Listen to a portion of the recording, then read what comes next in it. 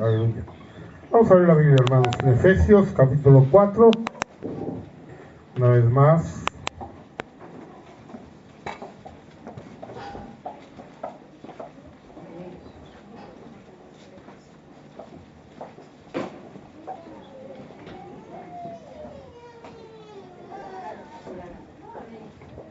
Efesios capítulo 4.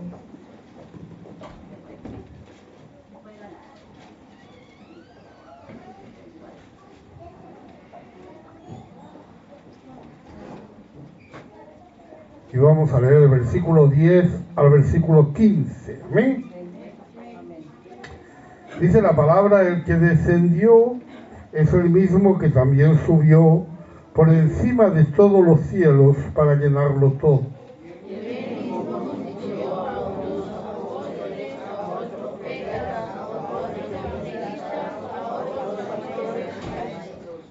A fin de perfeccionar a los santos para la obra del ministerio, para la edificación del cuerpo de Cristo. Hasta que todos lleguemos a la unidad de la fe y del conocimiento del Hijo de Dios, a un varón perfecto, a la medida de la estatura de la plenitud de Cristo.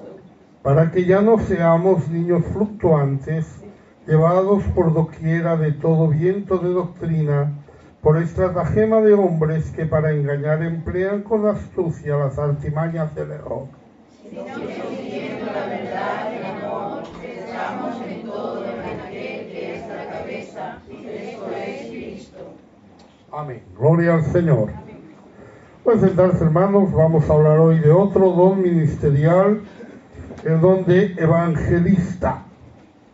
Evangelista es una palabra que viene de evangelio, evangelizo, y esto evangelio se forma de dos partículas: la partícula eu, que significa bueno, y la partícula ángelos, que significa mensajero. Es decir, evangelio es buen mensaje o una buena nueva. Cuando aparece solo la palabra evangelio, pues se traduce por noticia, por nueva, por predicar, por evangelio, por anunciar o por bueno. Siempre se supone que es algo bueno, una buena noticia que se va a dar. La palabra evangelista solo aparece 3 veces en el Nuevo Testamento. Aparece en el texto que leemos y aparece referido a 2 personajes que son los únicos que se les llama evangelistas. En Hechos 21:8. Hechos 21:8. Al otro día, saliendo Pablo y los que con él estábamos, fuimos a Cesarea y entrando en casa de Felipe, el evangelista, que era uno de los 7, posamos con él.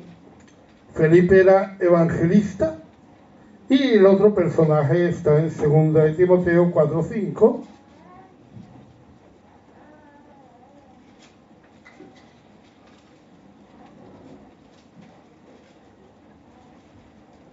Pero tú sé sobrio en todo, soporta las aflicciones, haz obra de evangelista, cumple tu ministerio. Los únicos que sabemos que tenían un ministerio de evangelismo eran Felipe y Timoteo. Era un ministerio generalmente itinerante, y como todos estos ministerios, decíamos, eran muy importantes, sobre todo al principio. Era importantísimo porque como no había Biblia, la única manera que el evangelio podía llegar a un lugar y la única manera que alguien podía conocer algo de la palabra, pues era a través de personas, fueran personas testigos directos como los apóstoles, fueran personas inspiradas por Dios como los profetas, o fueran personas enviadas por Dios como los evangelistas. Porque los evangelistas naturalmente tenían que ser enviados, y enviados también por la iglesia. En Romanos 10, 14 y 15.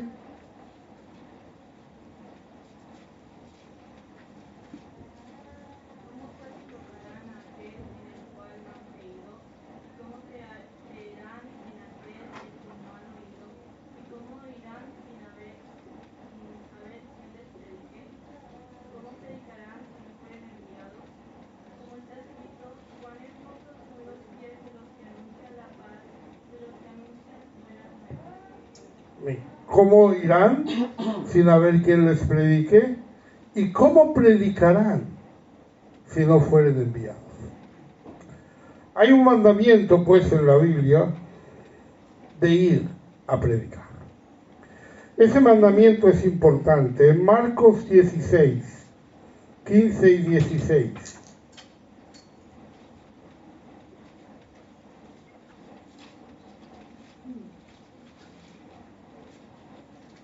Y les dijo: id por todo el mundo y predicad el evangelio a toda criatura. El que creyere y fuere bautizado será salvo, mas el que no creyere será condenado. Y este mandamiento lo tenemos también en Mateo 28, 18 y 19.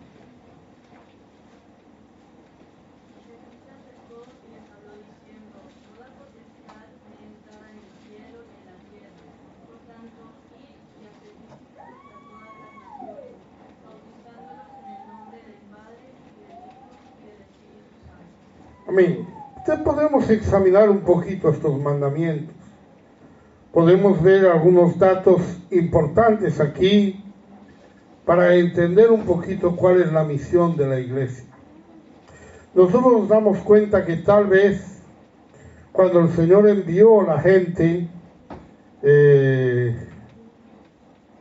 a predicar, envió a los 12, envió a los 70, después lo veremos, Él los envió a sanar, los envió a echar fuera demonios y los envió a predicar el Evangelio. Pero al final de sus días, cuando Él se dirige a sus discípulos, solo les habla de ir a predicar. El mandamiento es id. Este mandamiento, los dos lo dicen. Marcos y Mateo usa ese verbo, id. Id quiere decir que tenemos que salir. Id quiere decir que hay que tomar ese tiempo, que hay que tomar esa oportunidad o buscar esa oportunidad. En Mateo 10, del 5 al 7.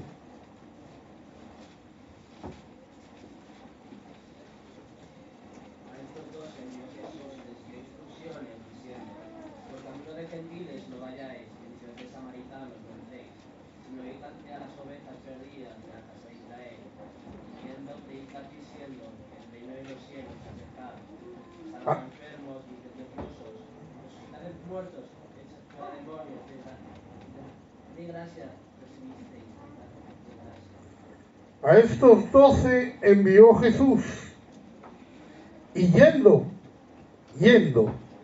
predicar. ¿Sí? ¿A dónde son enviados? A todo el mundo. También ambos lo dicen. Marcos dice, id por todo el mundo. Mateo dice, id a todas las naciones. Todo el mundo es el lugar. En Hechos 1:8.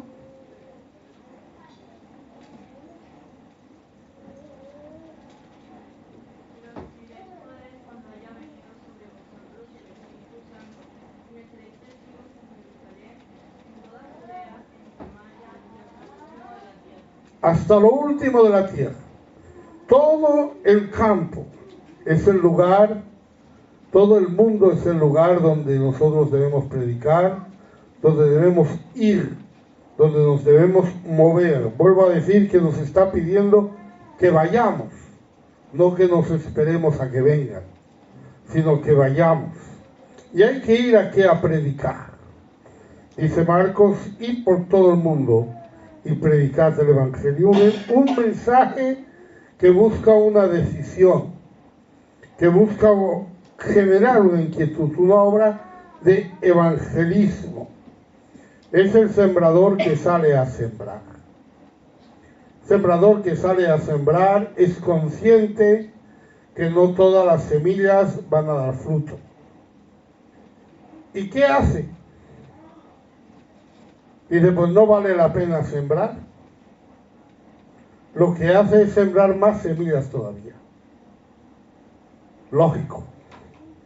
No siembra una semilla cada 3 metros o cada 5 metros para que salga una plantita aquí y una allá y una allá. Si quiere que salga una aquí y una allá y una allá, siembra muchas semillas. Porque sabe que muchas tal vez no germinen. Entonces, ¿qué pasa? Cuando usted dice, no, hermano, es que uno habla pero no vale para nada. Hermano, pues hable más. No se desanime, hable más. Siembre más. Porque hay muchos lugares donde va a caer la semilla. Hay muchas posibilidades. En Mateo 13, 18 a 23. Oíd pues vosotros la parábola del sembrador. Cuando alguno oye la palabra del reino y no la entiende, viene el malo y arrebata lo que fue sembrado en su corazón. Este es el que fue sembrado junto al camino. Y el que fue sembrado en pedregales, este es el que oye la palabra y al momento la recibe con gozo. Pero no tiene raíz en sí, sino que es de corta duración, pues al venir la aflicción o la persecución por causa de la palabra, luego tropieza. El que fue sembrado entre espinos, este es el que oye la palabra, pero al afán de este siglo y el engaño de las riquezas ahogan la palabra y se hace infructuosa. Mas el que fue sembrado en buena tierra, este es el que oye y entiende la palabra y da fruto y produce 100, a 60 y a 30 por uno. Venga, aquí tenemos algunas clases de personas que usted se va a encontrar. Las primeras son el que oye la palabra y no la entiende. Yo no sé si la está entendiendo o no. Yo estoy testificando un alma, no sé si esa alma me está entendiendo o no. Yo no puedo hacer otra cosa que hablar un idioma que él entienda, pero yo no sé si él está entendiendo la palabra del reino. No la palabra en castellano, que esa ya sé que la entiende, sino si está entendiendo el mensaje espiritual que hay detrás de esa palabra. Amén. Yo no lo sé, pero algunos, yo sé que yo les hablo y no entienden lo que estoy diciendo. Pero no me desanimo. Al contrario, hay que plantar más. Otro oye la palabra y al momento la recibe con gozo. Dice. Pero es de corta duración. ¿Cuántas personas, cuántas visitas, cuántos que usted ha traído a este lugar le han dicho, me ha encantado el culto? ¿Cuántos le han dicho, me ha gustado mucho el culto, yo me he sentido muy bien en el culto, yo me he visto muy bien en el culto, y no han vuelto? ¿Cuántos? ¿Verdad? De corta duración.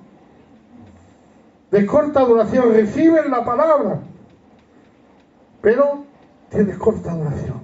Se queda ahí. Otros no es de tan corta duración. Reciben la palabra, pero después llega el afán de este siglo, llegan los avatares de la vida, llegan las circunstancias adversas, y esa palabra queda ahogada y no da fruto. Y usted ve que llegan aquí, a los 2 días están pidiendo bautismo, están viniendo aquí a todos los cultos, de pronto llega un culto que no lo vemos y ya no lo vemos más. Fueron ahogados. Por lo que fuera que fueran ahogados, pero fueron ahogados. Porque la cizaña crece juntamente con el trigo. El mal crece juntamente con el bien. Amén. Entonces uno está creciendo en el Señor, pero también alrededor crecen cosas, crecen tentaciones, crecen dificultades, crecen circunstancias, que si no tenemos cuidado, lo que hacen es que ahogan esa palabra y la hacen infructuosa. Pero también hay alguno que oye y entiende y da fruto. También los hay. Quizá 1 de cada 4. Yo lo sé. Quizá 1 de cada 4. Pero los hay. Entonces, ¿qué tenemos que hacer? Ir por todo el mundo a anunciar el Evangelio y a salvar las almas. Porque fíjense que ese mandamiento incluye el bautismo. Marcos dice: el que creyere y fuere bautizado.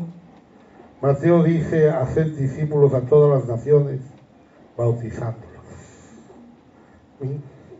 Recordamos pues ahora Romanos 10, 14 y 15.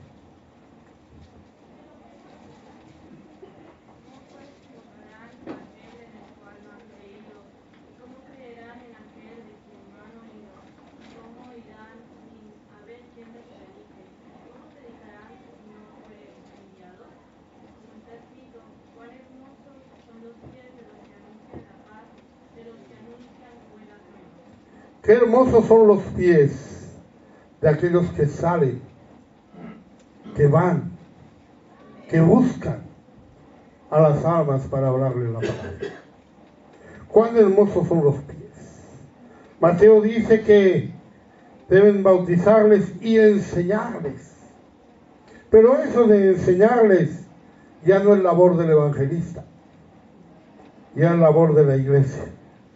El evangelista habla de salvación, no habla de santidad, porque la santidad es un proceso gradual que se produce a través del conocimiento y la obediencia a lo que se conoce. En Romanos 12, 1 y 2.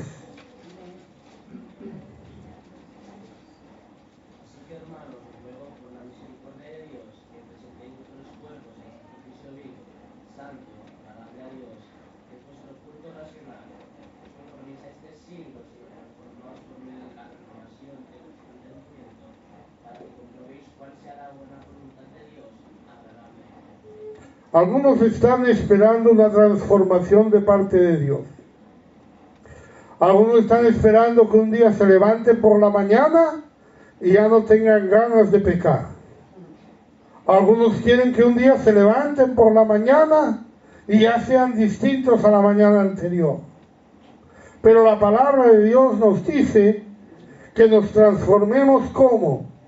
Por medio de la renovación de nuestro entendimiento. Es decir, nos transformamos a medida que entendemos la palabra. ¿Y qué? ¿Cómo era aquello? El que oye y entiende, ¿y qué más? Y da fruto. Da fruto. Obedece. Hace lo que tiene que hacer. Obra en consecuencia a lo que está oyendo. La transformación se produce así. No se va a traducir usted. Es que mi tentación es el alcohol. Y yo estoy esperando que un día me levante y ya no me guste. No va a pasar. No va a pasar. Eso es por medio del entendimiento, del conocimiento y la obediencia a ese conocimiento. Y poco a poco se van transformando las cosas. Poco a poco el más raro se convierte en un cristiano. La persona más absurda se convierte en un cristiano.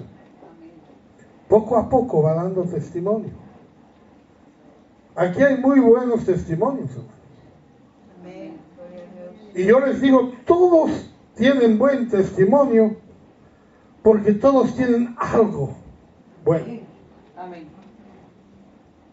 Algunos dirán, esta hermana se corta el pelo. Sí, pero aquí están todos juntos. Hay un ejemplo ahí. No hay un ejemplo allá, pero hay un ejemplo aquí. Quiero decir, nos vamos transformando. Vamos creciendo. Vamos entendiendo. Cuando entendemos, damos fruto. No damos fruto porque no entendemos. Si entendemos la gravedad del pecado, dejaríamos el pecado. No la entendemos, por lo que sea. Algo impide, lo que sea.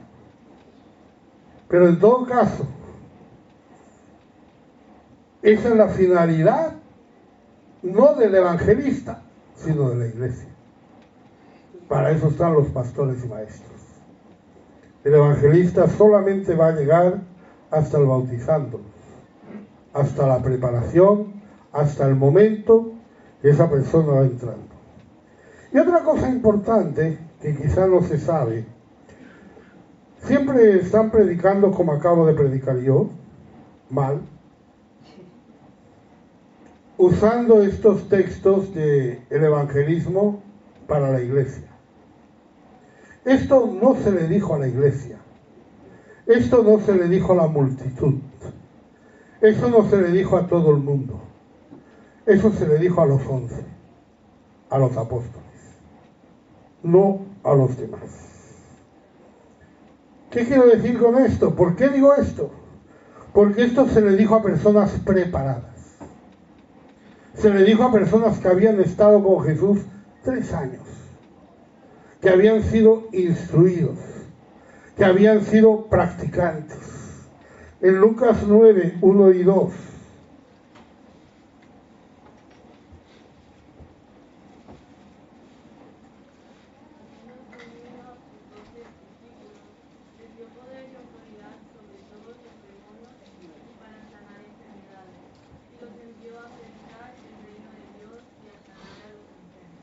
A los 12 ya los había enviado otra vez. Ya les había dicho, ahora quedaban 11, Judas no estaba. Pero ya les había dicho, ya les había enseñado. Mateo todavía es más largo, Mateo 10, del 5 al 8.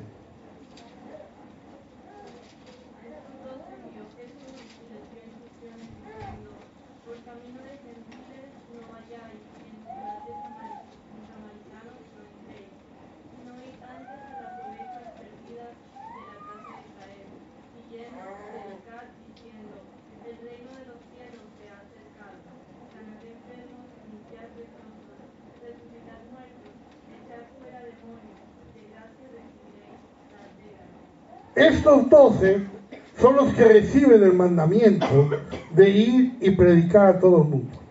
Habían otros que habían sido preparados también. No llegamos al final de la vida de Jesús con 12 solamente. En Lucas 10, del 1 al 9. Después de estas designó el Señor también a otros 70, quienes envió de 2 en 2 delante de él a toda ciudad y lugar donde él había de ir, y les decía: la mies a la verdad es mucha, mas los obreros pocos. Por tanto, rogad al Señor de la mies que envíe obreros a su mies. Y he aquí yo os envío como corderos en medio de lobos. No llevéis bolsa, ni alforja, ni calzado, y a nadie saludéis por el camino.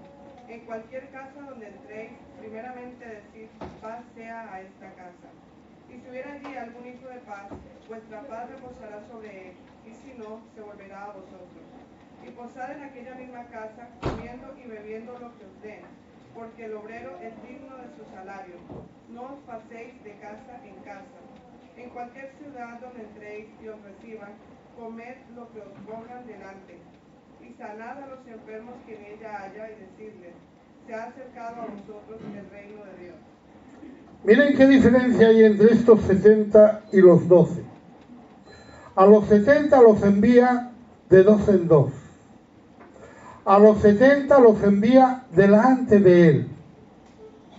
A los 12 no, a los 12 le dice: id. Y si vais a cualquier lugar que queráis, vosotros vais, vosotros predicáis y ya está.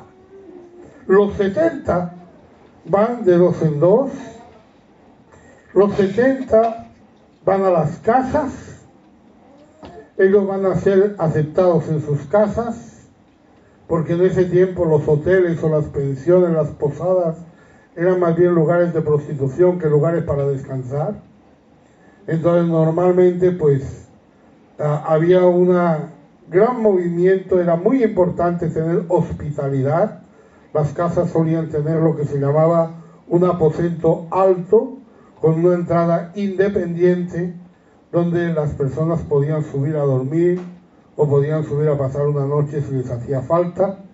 La hospitalidad era muy importante y el Señor les está diciendo: ustedes vayan, apliquen. O sea, hubo en total unas 81 personas preparadas para el evangelismo, que ya lo habían hecho, que ya estaban preparadas. No todos están preparados para ser evangelistas. Los evangelistas, algunos se mueven en pequeñas áreas, incluso algunos en su iglesia local, otros pueden llegar a ser evangelistas internacionales, eso no importa.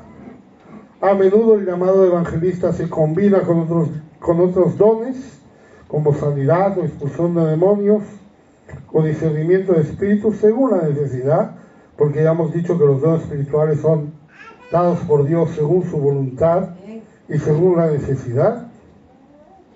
Pero una cosa importante es que no debemos seguir a los evangelistas.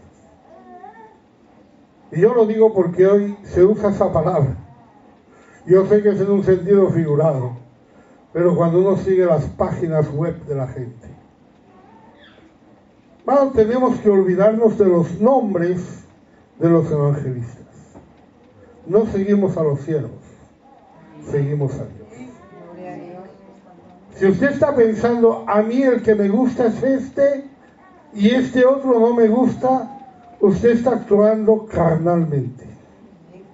Eso no es un pensamiento espiritual. Entonces dice, a mí me interesa este y no me interesa otro. Pablo empezó la obra en Corinto. Después Apolos llegó a Corinto. Cuando Pablo escribe su carta a los Corintios, Apolos estaba allí. Primera de Corintios 1:12.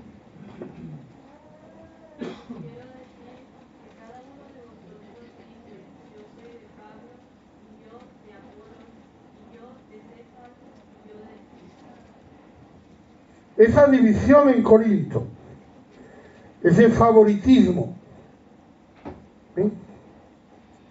Usted tiene la hoja semanal ahí y dice, no, si predica este no voy. ¿Cuántos han dicho eso? Sabía que no habría ni una vez. No sé por qué.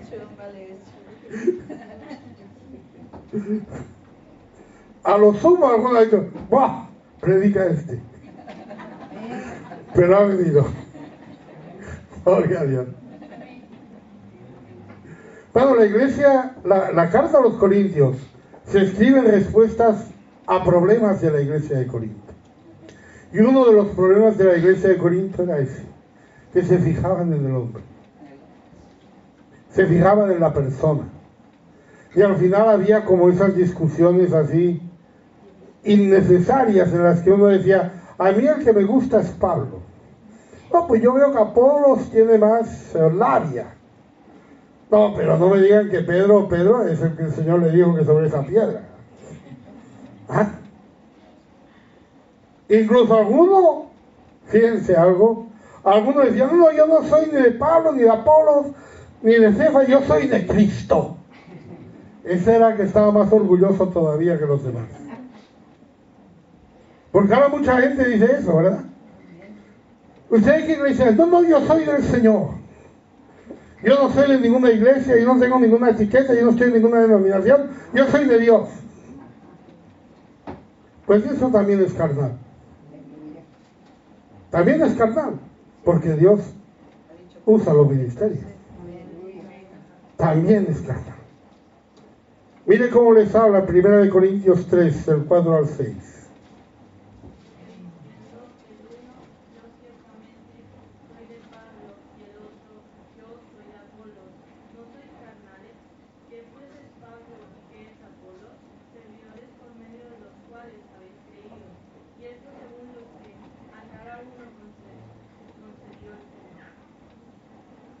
¿El 6?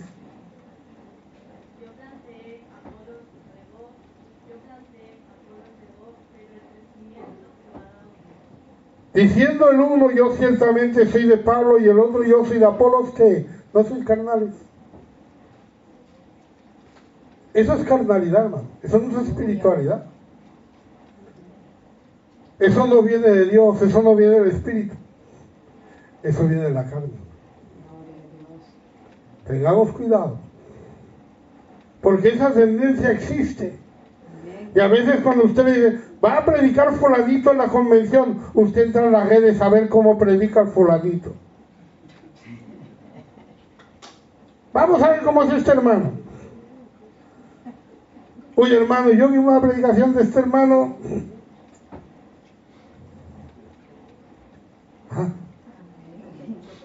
Eso no lo está haciendo por el Espíritu, ya se lo digo. Eso es carnalidad. Pablo, Apolo, los predicadores, los evangelistas no son sino servidores. No son sino servidores por medio de los cuales hemos creído. Todos hemos creído por medio de alguien, ¿no es cierto? Todos recordamos al primero que nos habló la palabra, ¿verdad? Todos recordamos al primer pastor que tuvimos, ¿verdad? Todos recordamos al pastor que nos bautizó, ¿verdad? Claro, porque todos lo hemos recibido. Ahora ese pastor que nos bautizó, que nos trajo la palabra tal, no es que sea mejor que los demás. Son los servidores que Dios usó para que nosotros creciéramos, para que fuéramos salvos y para que andara. Por eso le está diciendo, yo planté, yo formé esta iglesia, yo levanté Corinto. Apolos vino después, Apolos estuvo regando aquí también. Pero todo esto fue un crecimiento de parte de Dios. Entonces hay evangelistas, claro que sí. Pero tengamos cuidado de usar carnalidad con ellos. Cuando usted le anuncia a un predicador, venga seguro de que va a escuchar la palabra de Dios. Seguro de que va a escuchar la palabra de Dios. Veremos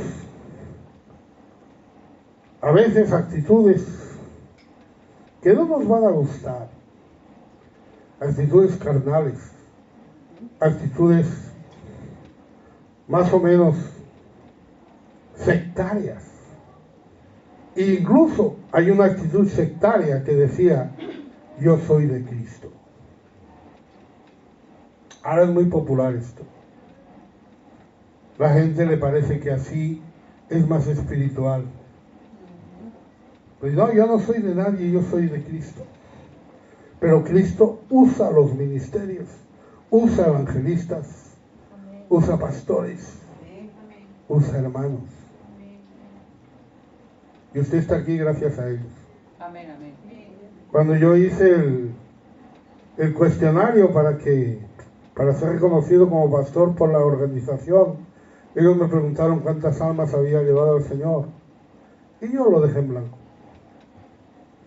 Me preguntaron, me dijeron, pero hermano, ¿usted cuánto cree usted que ha salvado? Digo, yo a nadie. Yo he sido el que ha traído a algunos. Yo he sido el que ha hecho que algunos se decidieran. Yo he sido el que ha hecho que algunos se bautizaran. Pero ha sido la labor de todos. Desde el portero que le dio los buenos días cuando entró, hasta el último hermano. Hasta la hermana que preparó unas empanadillas y le dijo, tome. ¿Ah? No hay una persona que convierta a una persona. No hay un alma que gane a un alma. Los evangelistas no ganan almas. Dan testimonio del evangelio y dejan a la gente en una iglesia para que crezca. Hay un llamamiento, como siempre, a este ministerio. Primero que todo le voy a decir en general, cuando uno deja de pensar en sí mismo y empieza a pensar en los demás, va a pensar en la obra evangelística. Yo comprendo que cuando uno viene al Señor, lo primero que piensa es en su salvación. Si usted está aquí solamente para ser salvo, vamos mal. Cuando pensamos solamente en nosotros mismos, pues todavía somos muy niños en el Señor. Hay que crecer y hay que tener ese llamamiento. Y debemos prepararnos.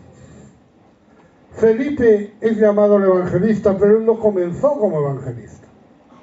Él comenzó como diácono. En Hechos 6, del 1 al 6.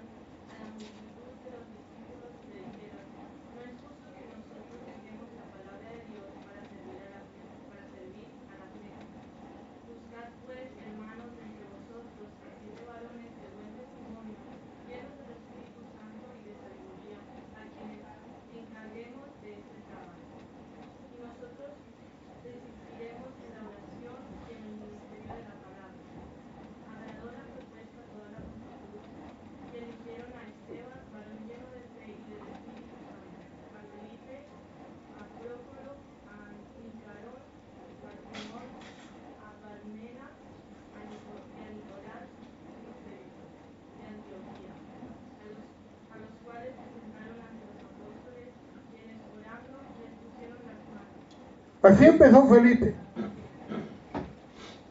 Felipe un día escuchó que entre la congregación estaba buscando gente de buen testimonio, gente llena del Espíritu Santo, que estaba buscando gente llena de sabiduría. Amén. Y ahí aparecen unos cuantos que eran así, y le dijeron, pasen aquí delante. Y allí pasaron ellos diciendo, yo soy el que tiene el Espíritu Santo, el lleno de sabiduría.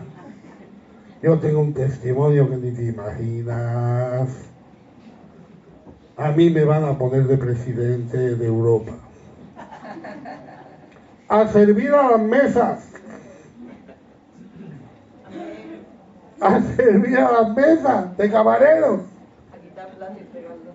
Aleluya. Yo no conozco ningún restaurante que en el currículum pidan esto. Yo no conozco ningún restaurante que pida camareros y le pregunte, ¿tiene usted buen testimonio? ¿Tiene el Espíritu Santo? ¿Está lleno de sabiduría? Mire que lo que usted va a hacer es servir cafés.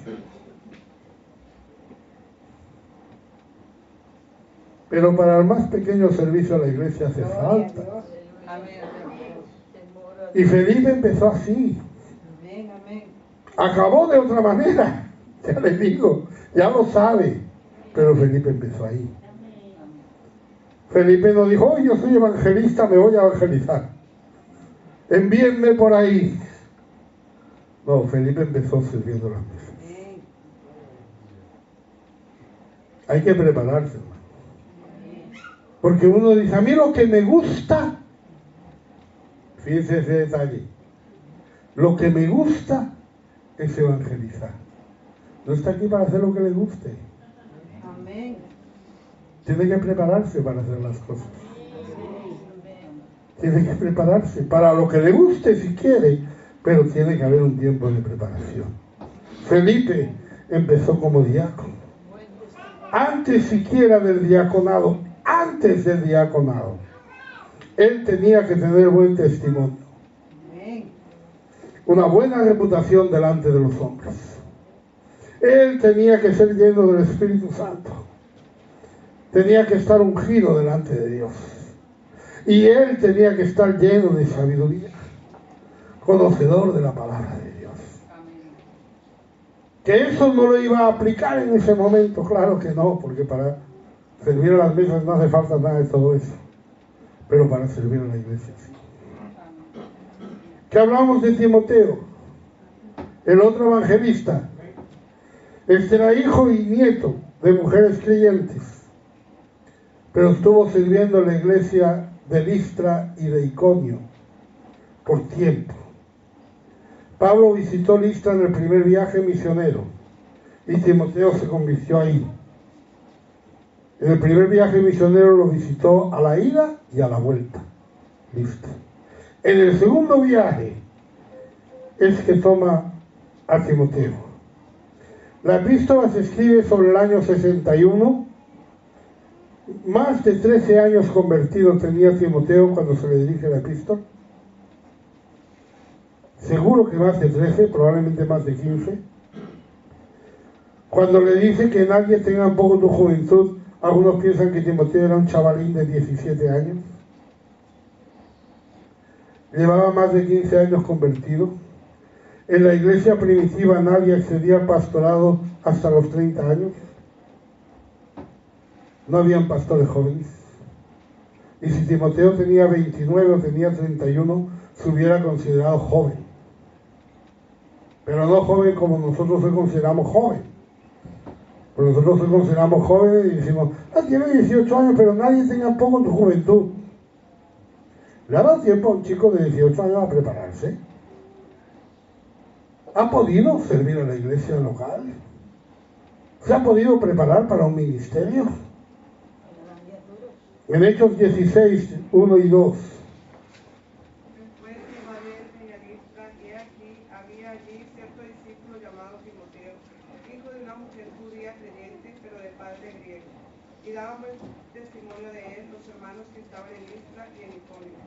Cuando él llega en el segundo viaje misionero, a Listra, se encuentra con Timoteo otra vez y dice que de él daban buen testimonio los hermanos que estaban en Listra y en Iconio.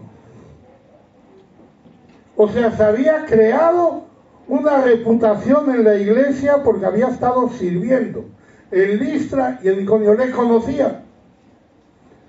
No había estado pegado a las faldas de su madre ni de su abuela.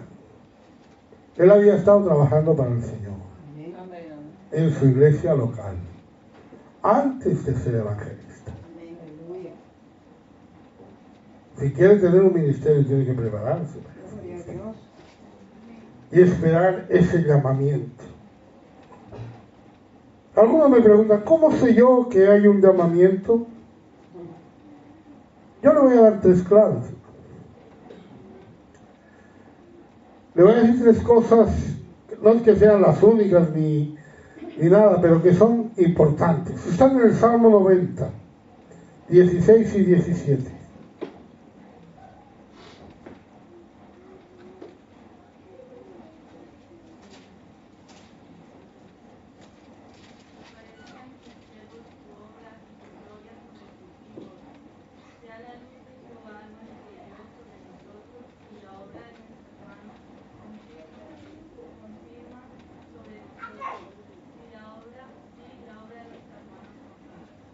En este salmo se dicen 3 cosas importantes. La primera dice, aparezca en tus siervos tu obra. ¿Qué quiere decir eso? Primero que todo tiene que aparecer en su vida una carga por las almas. Dice, yo no tengo carga por las almas, hermano. Pues no la tiene. ¿Qué le vamos a hacer?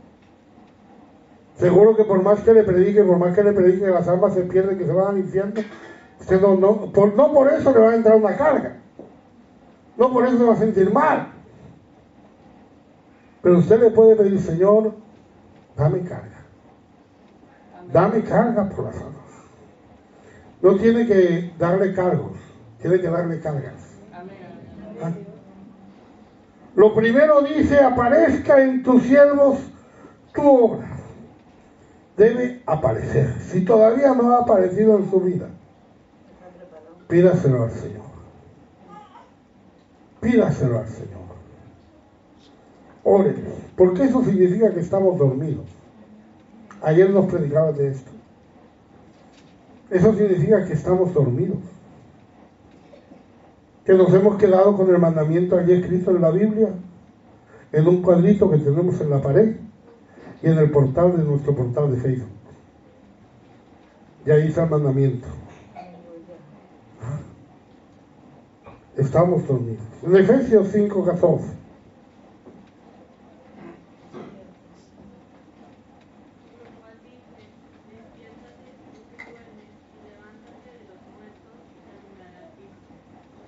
Venga, ayer hablaba de los que estábamos vivos y muertos al mismo tiempo. Ahí está diciendo el apóstol, levántate de los muertos y ¿qué va a pasar? Recibes luz. Recibes la luz de Dios. Porque esa era la segunda parte del Salmo. Sea la luz de Jehová nuestro Dios sobre nosotros. Necesitamos esa luz. No solo tengo que saber que el Señor me está enviando, tengo que ser guiado por el Espíritu. Tengo que ser llevado por esa luz. El método es importante. Todo lo que usted pueda aprender y todas las técnicas que usted pueda usar son importantes. Pero su salida tiene que ser espiritual y no carnal. Amén. Su salida tiene que ser por el Espíritu y no por la carne. ¿De qué hablaremos? ¿O cómo lo diremos? ¿Dónde iremos? ¿O dónde lo iremos? Y eso en completa armonía con la iglesia. Mire lo que está diciendo el Timoteo, 1 Corintios 16:10.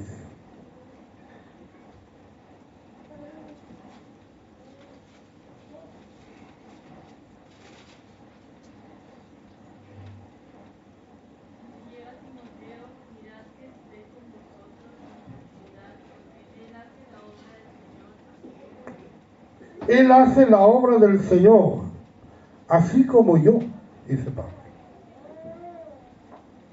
¿Se dan cuenta?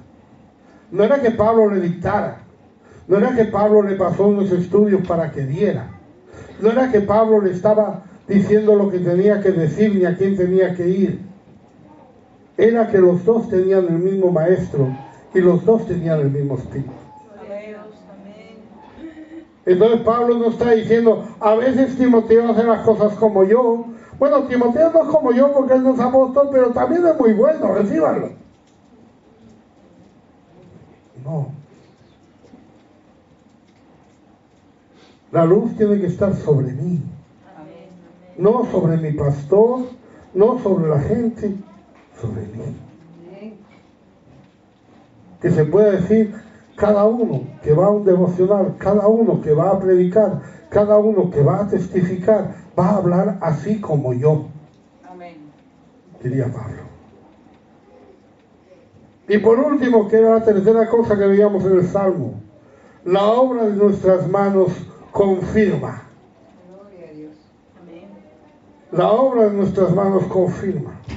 Fíjense lo que fue, aparezca en tus siervos tu obra. Ahora es la obra de nuestras manos. La obra de Dios tiene que llegar a ser nuestra obra. Si hemos aceptado su obra, ahora es nuestra obra. Mientras nosotros veamos el servicio a Dios como un servicio a otro, mientras nosotros veamos el evangelismo como una obligación que tenemos que hacer y no algo que yo quiero hacer y que yo voy a hacer, ese llamamiento no está confirmado. Cuando yo no puedo decir que soy yo, sino que es la iglesia, no es que como la iglesia sale a testificar, pues yo voy. No, tiene que ser tú. La obra de nuestras manos confirma. Pablo usa 3 veces una expresión curiosa. Romanos 2:16.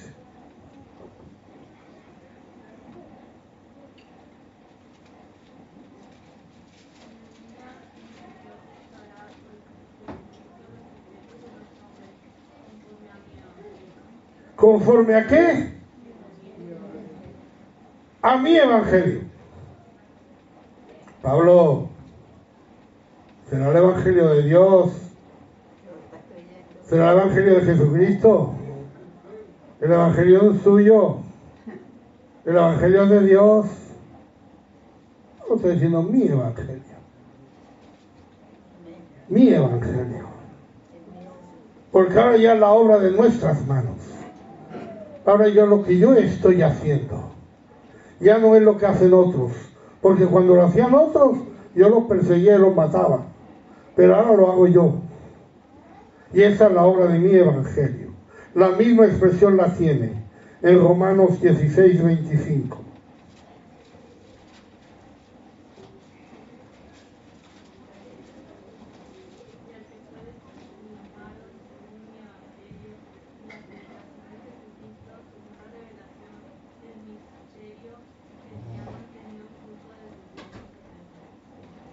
Al que puede confirmarlo según mi evangelio.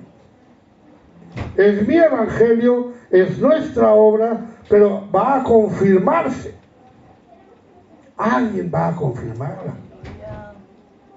Confirma la obra de nuestras manos. En 2 de Timoteo 2:8.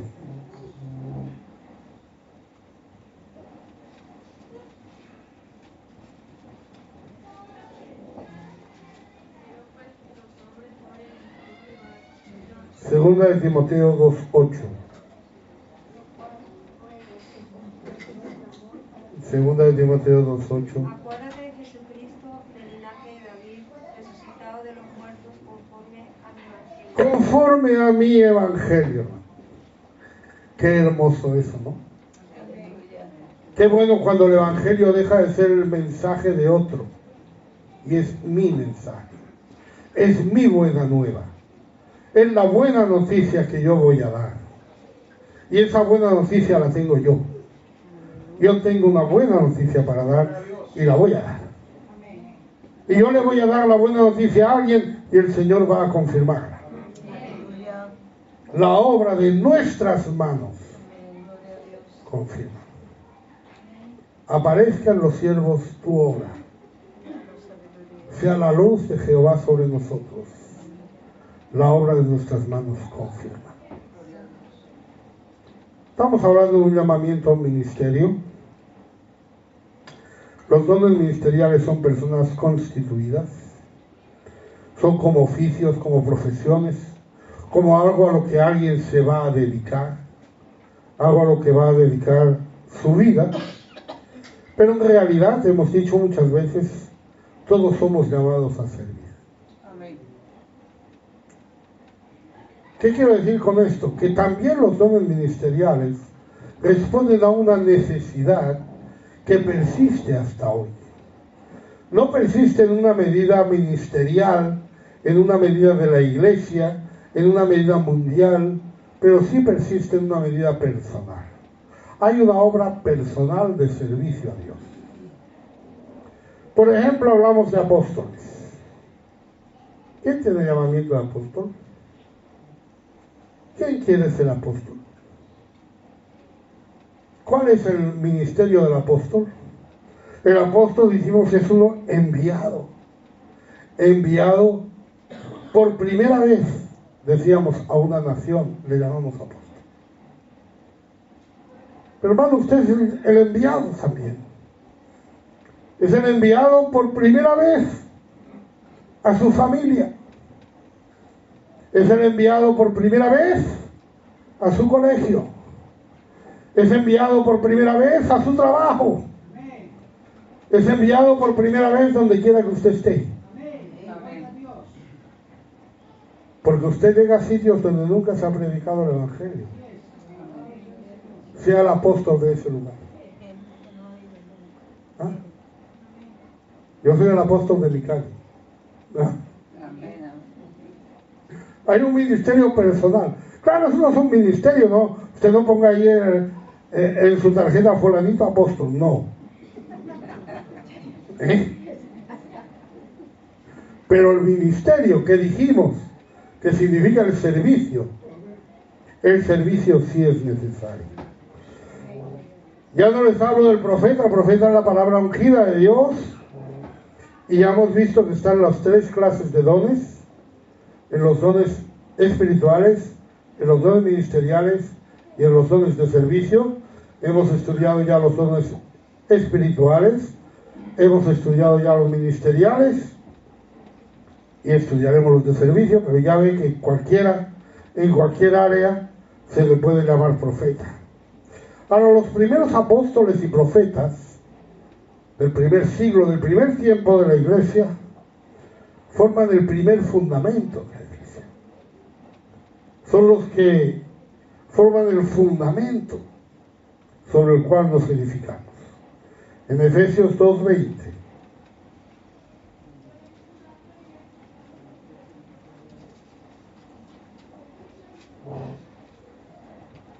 Edificados sobre el fundamento de los apóstoles y profetas, siendo la principal piedra del ángulo Jesucristo mismo. Decíamos que los apóstoles y profetas a que se refiere son los apóstoles y profetas de la iglesia, no los del Antiguo Testamento. Porque los del Antiguo Testamento no son el fundamento de la iglesia. Había en la iglesia apóstoles y profetas, había en la iglesia gente ungida de Dios que hablaba la palabra de Dios, y ahí incluíamos, como debemos incluir, a esos escritores del Nuevo Testamento que no eran apóstoles, pero que escribieron palabra de Dios porque eran profetas. Y esos son la base. Esos son el fundamento. Ya no se vuelve a poner fundamento, ya no se vuelve a poner base. Hoy podemos hablar de apóstoles, pero no son fundamento de la iglesia. Hoy podemos hablar de profetas, pero no son fundamento de la iglesia, porque esos fueron los primeros. Con la llegada de la Biblia tenemos la ventaja de que tenemos todos sus mensajes ahí en nuestra mano. ¿Quién está ahora en primera línea? Los evangelistas. Son los enviados a hablar la palabra de Dios a las almas. El evangelismo es eso, llevar la palabra. Y por eso todos somos llamados a ser evangelistas. No como don ministerial, porque para eso hay que prepararse, hay que recibir un llamado y hay que dedicarse a ello. Pero sí como servicio a Dios. Nosotros no tenemos que decir, como dijo Isaías, envíame a mí. Ya estamos enviados. En Hechos 1:8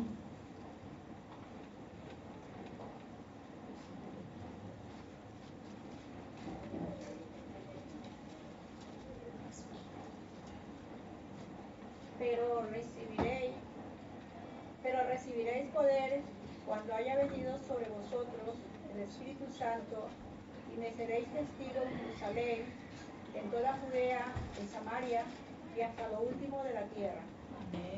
Me seréis testigos. Para eso sirve el Espíritu Santo. Es poder de Dios para llevar la palabra. Es poder de Dios para ser testigo. ¿A quién se le dice este mandamiento? Yo diría que el mandamiento de ir y predicar se les dice a los 11. ¿A quién se le dice esto? Esto se le dice a 120. Entre los cuales estaba María, la madre de Jesús. ¿Y quiénes eran esos 120? Esos 120 eran todos, porque estaban todos unánimes juntos.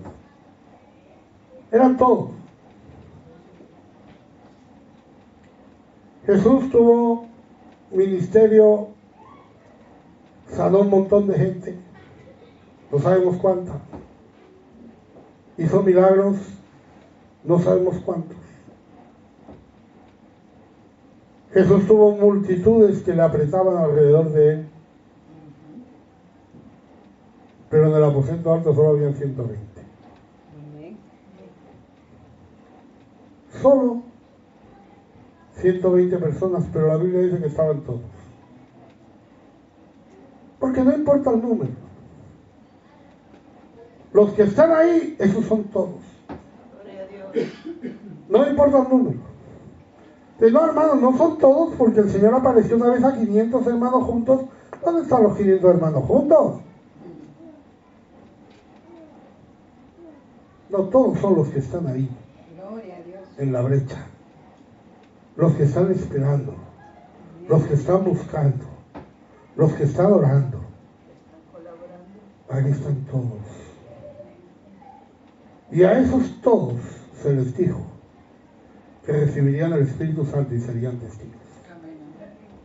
En Jerusalén, Judea, Samaria y hasta la última de la tierra.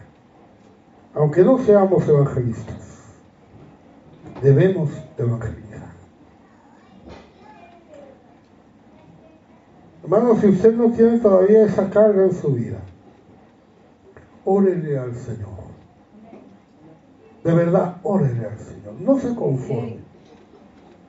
Yo sé que algunos dicen, nada más que yo soy muy tímido, a mí hablar con la gente como que me pone nervioso, es que yo no sé hablar con la gente.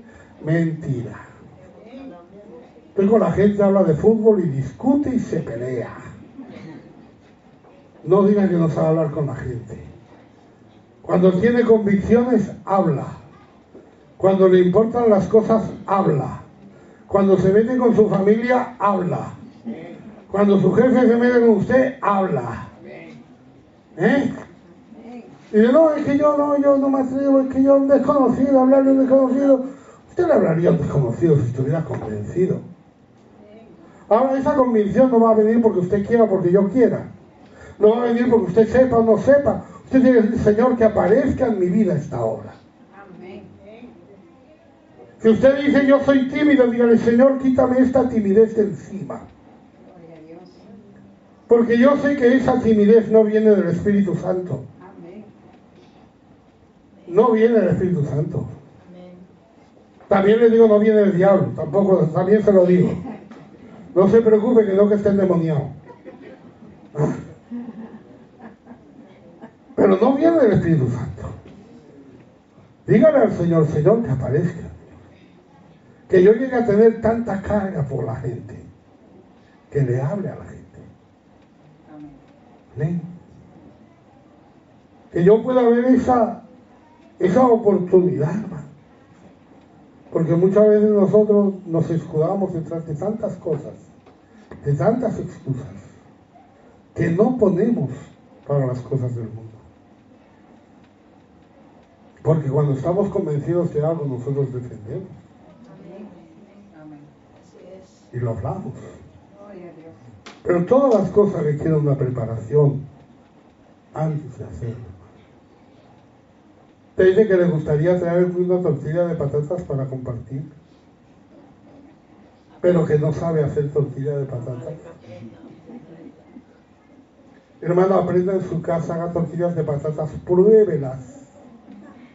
Envenénese antes de traer una tortilla aquí. ¿Ah? Primero prepárese. Antes de decir, voy a servir a la iglesia con una tortilla de patatas, primero aprenda a hacerla. ¿Ah? Voy a ser evangelista, primero prepárese para el evangelismo. Voy a salir a testificar, prepárese. ¿Qué quiero decir prepárese? No quiero decir que haga un cursillo. Estoy hablando delante de Dios. Estoy hablando de que el Señor haga que aparezca en usted la obra. Que el Señor le dé luz y dirección en esa obra. Y que el Señor confirme esa obra. Estoy hablando de que usted puede testificar, sin duda alguna, cuando esas cosas estén en su vida. Si no, nosotros tratamos de pasar desapercibidos. Fue lo que le pasó a Pedro cuando negó a Jesús. Él no trataba de renegar de Jesús, ni trataba de decir que Jesús no era Dios, ni intentaba salirse de la iglesia.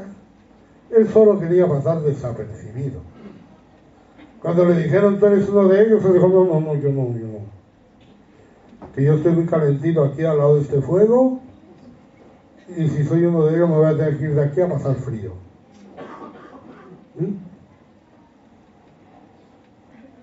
Hay ese sentir en nosotros. ¿Usted lo ha identificado en usted? Usted sabrá, yo no lo sé, tampoco me lo tiene que contar. Usted lo sabrá, pero hay ese sentir en usted. Usted nota esa necesidad de hablar. O más bien dice, no, yo no, pero da igual, es que yo soy tímido, ya sabes, no todo el mundo no es igual.